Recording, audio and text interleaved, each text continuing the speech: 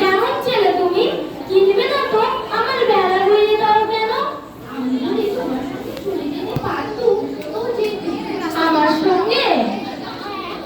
হ্যাঁ, তুমি যে কত দূর থেকে হাঁটতে হাঁটতে চলে যাচ্ছ, তুমি আমার মন কেমন করছে?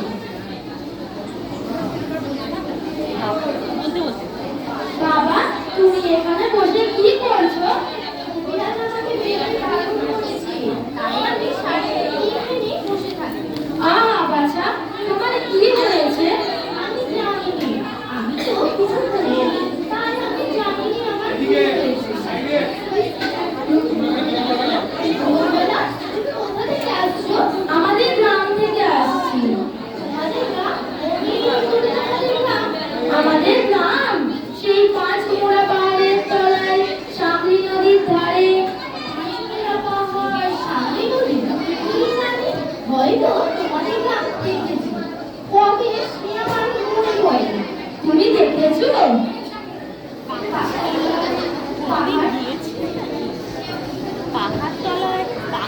পাহাড় তলায় কোনোদিন গিয়েছিলে নাকি?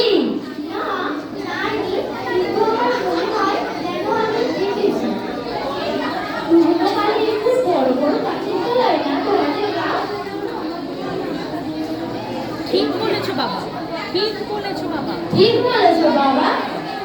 আরে পাহাড়ের গায়ে সব ফুল ফুটে বেড়াচ্ছে। কি আশ্চর্য! ঠিক বলেছো। আমাদের গ্রামে গরু চড়ে বই কি, খুব চড়ে। মেয়েরা সব নদী থেকে জল তুলে নিয়ে যায়, তাদের লাল শাড়ি পরা। বাবা, ঠিক কথা। আমাদের সব গয়লা পাড়ার মেয়েরা নদী থেকে জল তুলে তো নিয়ে যায়, তবে কিনা তারা সবাই যে লাল শাড়ি পরে তা নয়। কিন্তু বাবা, তুমি নিশ্চয়ই কোনোদিন সেখানে বেড়াতে গিয়েছিলে? না দইওয়ালা, আমি একদিনও যাইনি, কিন্তু আমার মনে হয় যেন আমি দেখেছি।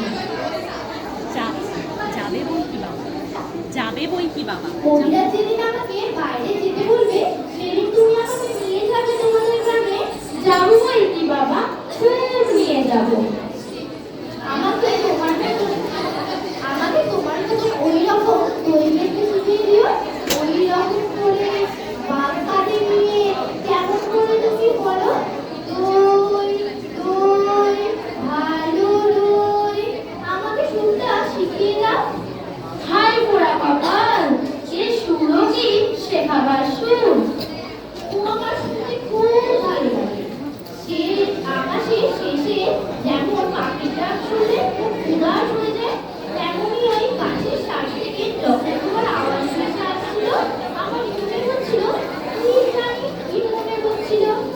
বাবা, একবার দই তুমি খাও। আমার কাছে তো পয়সা নেই।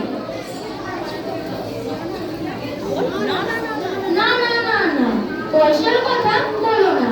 তুমি আমার দই একটু খেলে আমি কত খুশি হব। তোমার কি অনেক দেরি হয়ে গেল? না বাবা, কিচ্ছু দেরি হয়নি। আমার কোনো লোকসান হয়নি।